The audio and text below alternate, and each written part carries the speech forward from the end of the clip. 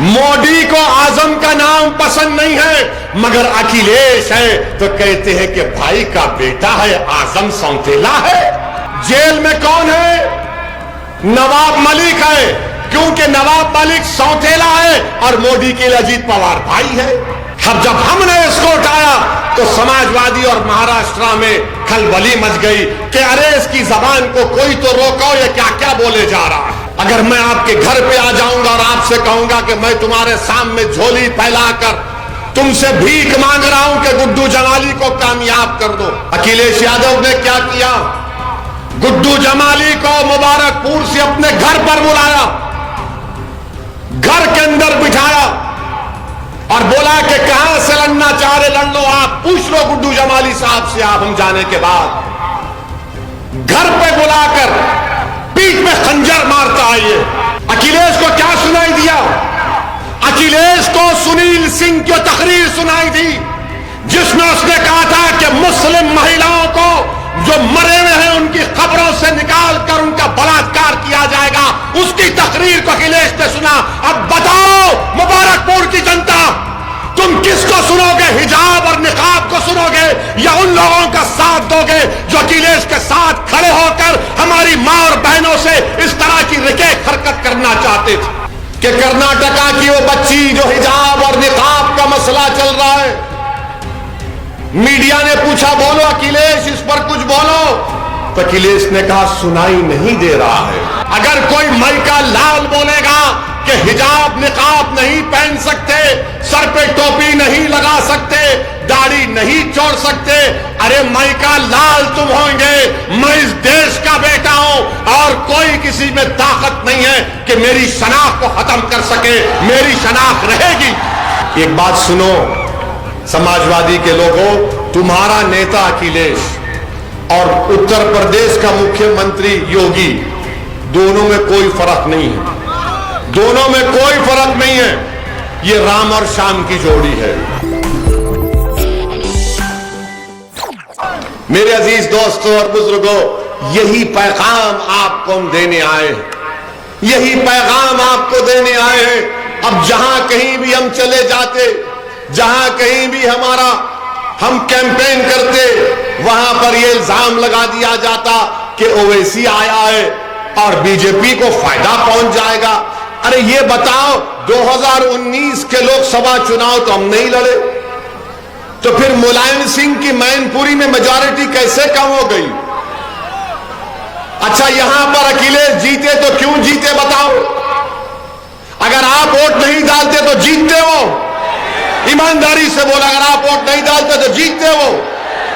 अगर गुड्डू जमाली उनको मुबारकपुर से मेजॉरिटी नहीं दिलाते तो जीतते वो? नहीं जीतते। मगर सियासत आपसे की जा रही है, हम सियासत नहीं कर रहे, हम सियासत में है आपको इंसाफ दिलाने के लिए, नेता बनाने के लिए। समाजवादी आपसे सियासत कर रही है, धोखा दे रही है। क्यों नहीं मुबारकपुर को, जब दिल्ली हमारे देश की राजधानी है, मुंबई हमारी कमर्शियल राजधानी है, क्यों नहीं मुबारकपुर को इल्म की राजधानी बनाया जाए? मुबारकपुर को इल्म की राजधानी बनाया जा सकता है। यहां पर बड़े बड़े मदरसे, अरे क्यों सिर्फ लोहिया के नाम से आप नेशनल लॉ कॉलेज खोलते? अरे हसरत मोहानी के नाम से मुबारकपुर में नेशनल लॉ कॉलेज क्यों नहीं खुला जा सकता? खुलना चाहिए, मगर कोई तो बोल ही नहीं पाते। अच्छा आपसे अब आके समाजवादी के लोग आपके इलाकों में, हमारे घर में, अतराफ में आकर कौम कौम कौम की बात करते हैं ना? ये भैया कौम की बात है, कौम का मामला है। और कौम का क्या हाल है? हमने आज से 8 महीने पहले माहिरीन को बिठाकर हमने एक स्टडी करवाई कि उत्तर प्रदेश में अल्पसंख्यक समाज मुसलमानों का क्या मौक़िफ़ है। रिपोर्ट है हमारे पास, हमारे वेबसाइट पर अवेलेबल है। आपको मालूम, जो कौम की बात करते हैं उनसे पूछो, और अगर हम जो कह रहे हैं, अगर कोई इनकार कर रहा है, आंकड़े दे रहे हैं, जगह बता दो, 7 तारीख से पहले वक्त बता दो, चाहे दुनिया का बड़ा माहिर सप्पा वाले ला लो, 10 मिनट के अंदर तुम उठकर भाग जाओगे हमारे सामने से। आपको तकलीफ होगी हम जो बयान कर रहे हैं। आपको मालूम उत्तर प्रदेश में अगर 10 मुस्लिम छोटे बच्चे और बच्चियां हैं तो 7 पढ़ना लिखना नहीं जानते, हिसाब किताब करना नहीं जानते। आपको मालूम उत्तर प्रदेश में सबसे कम बैंक अगर किसी इलाकों में है तो अल्पसंख्यक समाज और दलित इलाकों में बैंक कम है। इसका जिम्मेदार मैं हूं। क्या आपको मालूम अगर 10 बच्चे हाई स्कूल को जाते हैं तो सिर्फ 3 मुकम्मल करते, यानी 7% हाई स्कूल मुकम्मल करते, इसका जिम्मेदार मैं। ग्रेजुएट सिर्फ 4% है मुसलमानों के, इसका जिम्मेदार मैं। 5 और 14 साल के दरमियान में सबसे ज्यादा उत्तर प्रदेश में बच्चा मजदूरी करने वाले कौन? मुसलमान, इसका जिम्मेदार मैं। आप बताइए सबसे कम जमीन किसी के करें तो 2% भी नहीं है मुसलमान, इसका जिम्मेदार मैं हूं। आपको मालूम कि सबसे पहले 6 साल पहले कोई दुनिया से चला जाता है फॉरवर्ड क्लास से तो आप हैं। कौन जिम्मेदार है इसका? अगर मुबारकपुर में किसी मुस्लिम घर में एक घर में खर्चा 7 रुपये होता है तो वही दिल्ली हैदराबाद में 10 रुपये खर्च होते हैं। क्यों? इसका जिम्मेदार मैं। सबसे ज्यादा नौजवान अगर उत्तर प्रदेश, मुबारकपुर, आजमगढ़ छोड़कर मुंबई, दिल्ली, पंजाब जाता है तो मुसलमान सबसे ज्यादा कमाकर पैसा वापस भिजाने वाला वो मुसलमान। फिर बताओ इंसाफ क्यों नहीं होता? क्योंकि तुम्हारी आवाज नहीं है, तुम्हारा कोई नेता ही नहीं है। और ईमानदारी से हमारी बात का जवाब दो आप। क्या आपने कभी आंकड़े सुने आपके बर्बादी के? तुमने कभी सुना ये कि ये हाल जमीन पर हमारा करके रख दिए? इसीलिए हमको बदनाम किया जाता है कि ओवैसी भड़काऊ भाषण देता है। मैं भड़काऊ भाषण कभी नहीं दिया, ना दूंगा। मैं सच्चाई को बयान कर रहा हूं और जब तक अल्लाह जिंदा रखेगा सच्चाई को बयान करता रहूंगा। और एक बात हमारी सुनिए, और एक बात आपको समझाने के लिए, ताकि 7 तारीख को आप मुतमईन होकर आप वोट डालेंगे गुड्डू जमाली को इंशाअल्लाह। आपको हमने क्या कहा था? जिस समाज के पास नेता है उसी की आवाज को सुना जाता है। आजम खान मंत्री थे, आजम खान मंत्री थे ना? थे। मुख्यमंत्री अखिलेश थे। आजम खान जेल में क्यों है? उन्होंने मंत्रालय में किसी लोगों का ज्यादा नौकरी दे दी। आजम खान जेल में और भैया हेलीकॉप्टर में फिर रहे। भैया सुनिए, भैया ने लखनऊ से आगरा की रोड बनाई, भैया ने स्टेडियम बनाया, भैया ने रिवर फ्रंट बनाया। राजा हरिश्चंद्र के जानशीन थे। दूध नहीं पिया, मलाई नहीं खाई, घी घर को लेकर नहीं गए। अरे पूरी भैंस को उठाकर लेकर चले गए, मगर जेल में आजम है और अखिलेश बाहर है। तो मालूम हुआ आपकी आवाज नहीं है, आपकी आवाज नहीं है, कोई पूछने वाला नहीं है। बताओ, मोदी जी ने कहा था अखिलेश पे इतना इल्जाम। मोदी जी आप भी मिले हुए हैं क्या? मोदी को आजम का नाम पसंद नहीं है, मगर अखिलेश है तो कहते हैं कि भाई का बेटा है, आजम सौतेला है। और एक मिसाल, महाराष्ट्र के नवाब मलिक उतरोला के रहने वाले हैं, बलरामपुर जिले के। नवाब मलिक पर इल्जाम क्या है कि उन्होंने 1999 में एक जमीन खरीदी, वो नहीं खरीदे, वो जेल में चले गए। और उन्हीं की राष्ट्रवादी कांग्रेस का डिप्टी सीएम है। मोदी ने अपने भाषण में कहा कि अजीत पवार पर 3000 करोड़ रुपए का फ्रॉड करने का इल्जाम मोदी ने लगाया। जेल में कौन है? नवाब मलिक है, क्योंकि नवाब मलिक सौतेला है और मोदी के लिए अजीत पवार भाई है। आपकी कोई आवाज नहीं है। अब जब हमने इसको उठाया तो समाजवादी और महाराष्ट्र में खलबली मच गई कि अरे इसकी जबान को कोई तो रोको, ये क्या क्या बोले जा रहा है। ये सच्चाई हम आपसे कह रहे हैं। गुड्डू जमाली से जो सुलूक किया गया, क्या वो आपको पसंद है?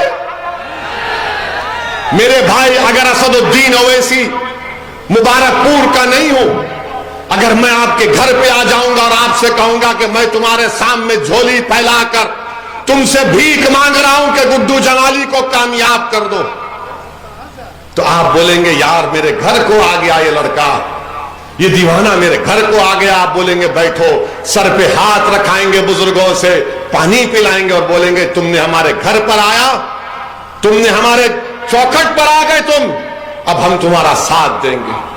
अखिलेश यादव ने क्या किया?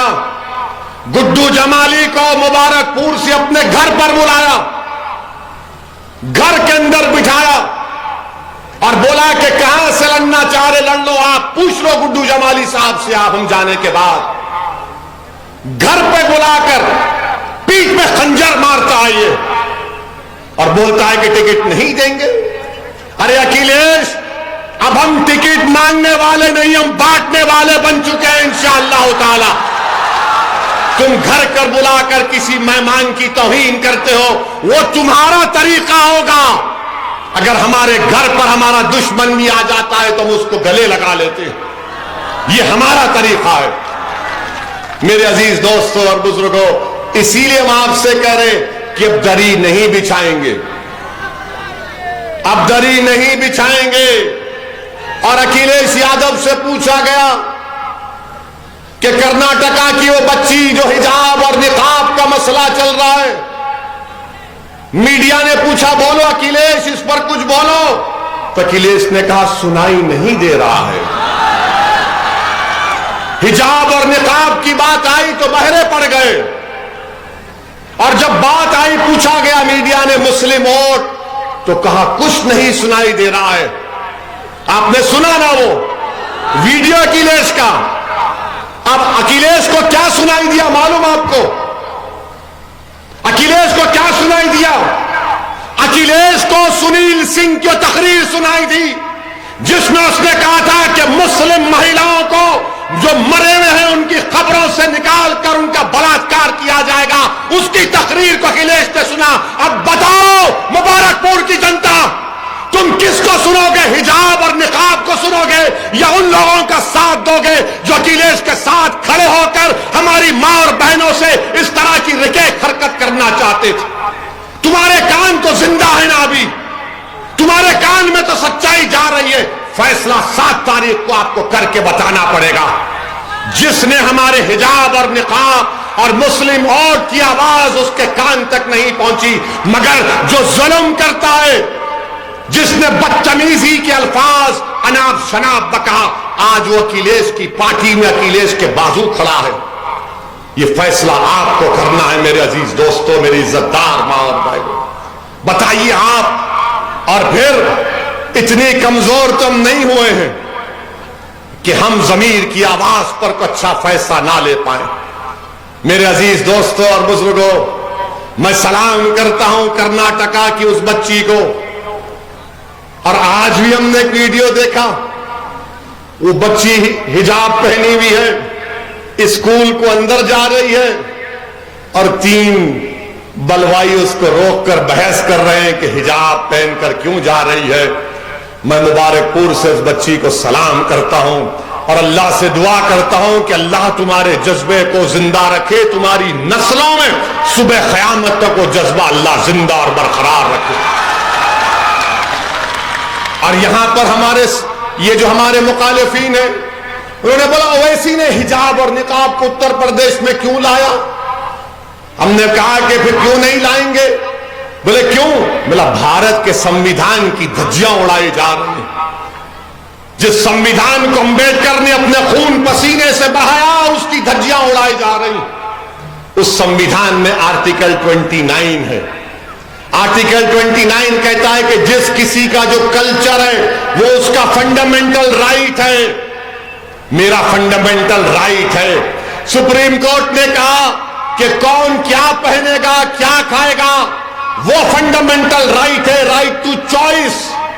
मैं सर पे टोपी पहनता था, पहनता रहूंगा। मेरे चेहरे पे दाढ़ी है, दाढ़ी रहेगी। मेरी बेटी अगर हिजाब निकाब करना चाह रही तो पहनेगी, क्योंकि संविधान इजाजत दे रहा है। अगर कोई माइका लाल बोलेगा कि हिजाब निकाब नहीं पहन सकते, सर पे टोपी नहीं लगा सकते, दाढ़ी नहीं छोड़ सकते, अरे माइका लाल तुम होंगे, मैं इस देश का बेटा हूं और कोई किसी में ताकत नहीं है कि मेरी शनाख्त को खत्म कर सके। मेरी शनाख्त रहेगी। हमने कहा कि जब ओवैसी, हमने कहा कि जब मैं पार्लियामेंट में सर पे टोपी पहनकर जाता हूं तो क्या मुझे कोई रोक सकता है पार्लियामेंट में? मेरे अजीज दोस्तों और बुजुर्गों, ये फर्क है। इनके 5 MP हैं, आपके 2 हैं, और 2 में से एक खड़ा हो जाता है तो बीजेपी के 300 MP खड़े होकर कोई बोलता बैठ जाओ, कोई बोलता खड़े हो जाओ, कोई बोलता क्या क्या बोलते हैं। मगर जब समाजवादी के लोग खड़े होते हैं वो बोलते अपना है बोलने दो, अपना है बोलने दो। मेरे भाई, जब हम 2019 जुलाई में 4थी मर्तबा MP बनकर गए, हर MP को ओथ लेना पड़ता, हल्फ लेना पड़ता। हमने अल्लाह के नाम पर, भारत के संविधान पर ओथ लिया। इम्तियाज जलील मेरे साथ थे तो हमने, इम्तियाज जलील बोले असद भाई खामोशी बहुत है। हम बोले ठहरो, अभी जैसा हमारा नाम पुकारा गया बीजेपी के 300 MP खड़े हो गए। इनको हम नजर आए तो ये मर्द होते, हमको देखकर ही नारे मारना शुरू कर दिए। क्या क्या नारे लगाए, बहरहाल बोल नहीं सकते, अनाप शनाप बहुत बका। हमने कहा ठीक है तुम पुकारो, हम हल्फ ले लिए। उसके बाद हमने कहा जय भीम, जय भीम, और कहा तकबीर, अल्लाह अकबर। बीजेपी के MP की तरफ पलट कर देखे हम, बोलो बेटा अब क्या है? समझ में नहीं आया, जय भीम और अल्लाह अकबर बोल दिया। बाद में बीजेपी के MP बोले ये कहां से आता तुम्हारे दिमाग में? हमने कहा दिमाग में आने का नहीं, ये हमारी सोच है जय भीम, ये हमारी सोच है जय भीम, और हमारी आवाज है अल्लाह अकबर। मेरे अजीज दोस्तों और बुजुर्गों, जो लोग आपसे कहेंगे कि मजलिस फिरका परस्त पार्टी है, हम उनसे बोलना चाह रहे हैं। एक मिसाल आपको देता हूं कि हमारी गाड़ी पर हमला हुआ, 4 गोलियां चलाई गई।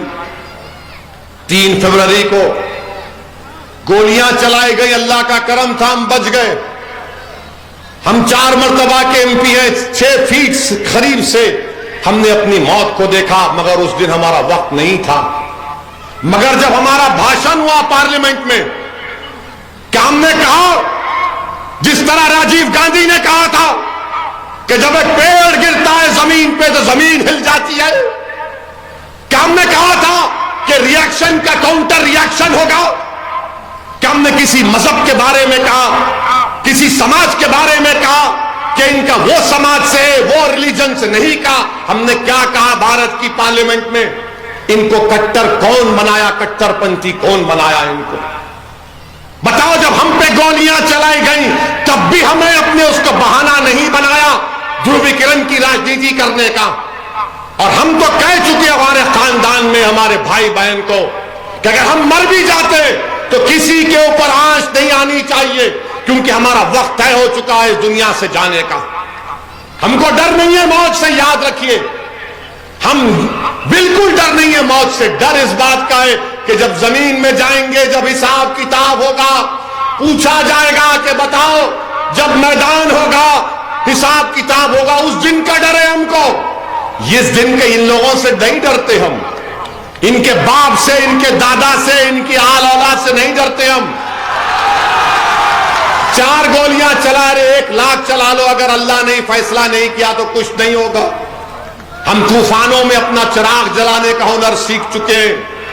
मेरे अजीज दोस्तों और बुजुर्गों, ये बात आपको इसलिए कह रहे हैं कि आप समझिए कि हम आपको क्या पैगाम दे रहे हैं।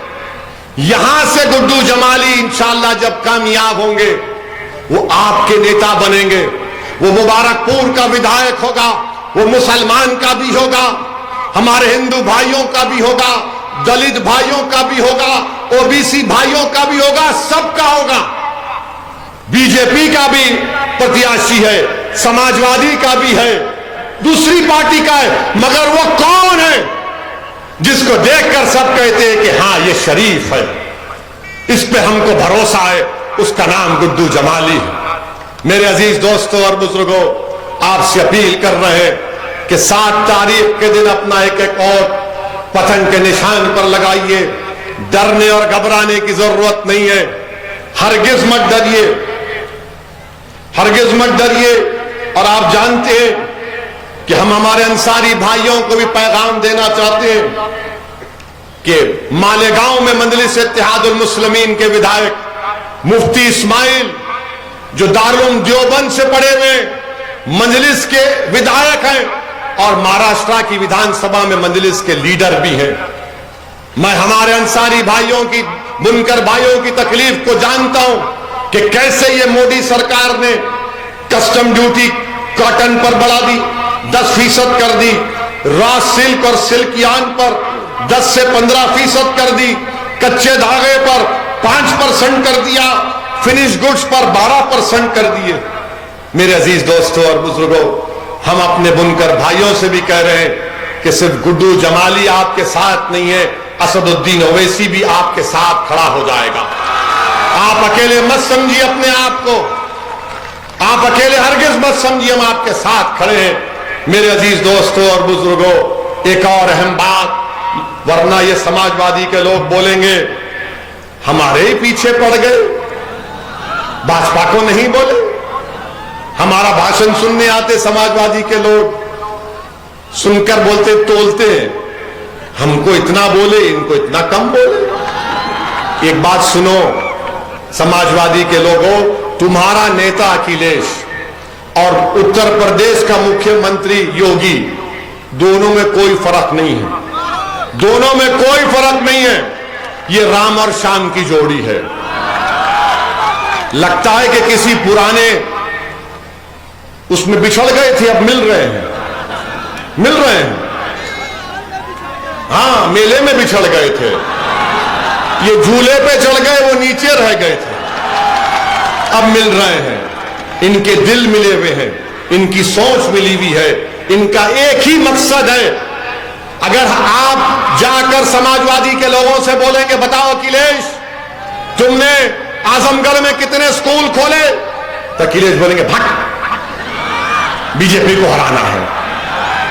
आप जाके बाबा से पूछेंगे बाबा अल्पसंख्यक समाज दलित को स्कूल, तो बाबा बोलेंगे मुल्ला जी क्यों पढ़ेंगे, पढ़ने की जरूरत नहीं है। ये हाल बनाकर रख दिए हमारा, आपकी कोई इज्जत नहीं है, आपका कोई मान सम्मान नहीं है, क्योंकि समाजवादी ये जानती है कि आप कहां जाएंगे इनको छोड़कर। याद रखो, आप कल तक आपके पास कोई मुतबादिल नहीं था, विकल्प नहीं था, आज आपके पास एक विकल्प है, मुतबादिल है, उसका नाम मजलिस इत्तेहादुल मुस्लिमीन है, उसका नाम गुड्डू जमाली है।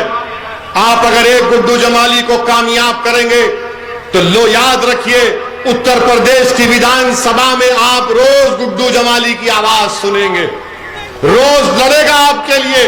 और गुड्डू जमाली को अल्लाह ने बहुत दिया है, गुड्डू जमाली किसी का मोहताज नहीं है, ओवैसी को अल्लाह ने बहुत दिया, हम किसी के मोहताज नहीं है, हम तो हमेशा अल्लाह के मोहताज थे और हमेशा अल्लाह के मोहताज रहेंगे। और जब कभी हमको तकलीफ होती है तो हम दुआ करते हैं कि हस्बुनल्लाह व निअमल वकील, हस्बुनल्लाह व निअमल वकील, अल्लाह हमारे लिए काफी है। मेरे अजीज दोस्तों और बुजुर्गों, आपको यही पैगाम देने आए हैं कि मुत्तहिद हो जाइए, अपना एक एक वोट का इस्तेमाल करिए। पतंग का निशान आपका निशान है। 7 तारीख के दिन मुबारकपुर के आसमानों में सिर्फ पतंग नजर आना चाहिए। उन लोगों का साथ मत दीजिए जो आपकी बर्बादी के जिम्मेदार हैं। उन लोगों का साथ मत दीजिए जो आपको दूसरे दर्जे का शहरी बनाना चाहती हैं। मैं हमारी इज्जतदार मां और बहनों से भी अपील कर रहा हूं कि आप भी सरपरस्ती करिए हमारी, आप भी हमको राह दिखाइए। और मैं सलाम करता हूं उन नौजवानों को जिसके ताल्लुक से समाजवादी के लोग कहते हैं कि ओवैसी का भाषण सुन के नौजवान जज्बाती हो जाता है। अरे जज्बात ही सब कुछ है, अगर जज्बात नहीं है तो जिंदगी नहीं है। मैं सलाम करता हूं नौजवानों को जो जज्बाती हो जाती है। अपने जज्बात को काबू में रखिए, अपने जज्बात को सही राह दिखाइए और 7 तारीख के दिन पतन के निशान पर वोट लगाइए। और आखिर में आपको बताना चाहते हैं कि आजकल अमित शाह के बारे में बोल के खत्म करते हैं। हमसे कहा गया कि अमित शाह के बारे में बोलिए।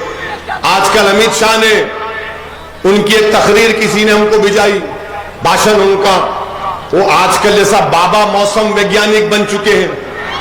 मैं 10 तारीख के बाद आजमगढ़ से हवा निकाल दूंगा। बाबा ये कौन सी मशीन आपके पास है हवा निकालने की? आप क्या पेंचिस के डॉक्टर बन चुके हैं? क्या आप पेंचिस के डॉक्टर बन चुके हैं?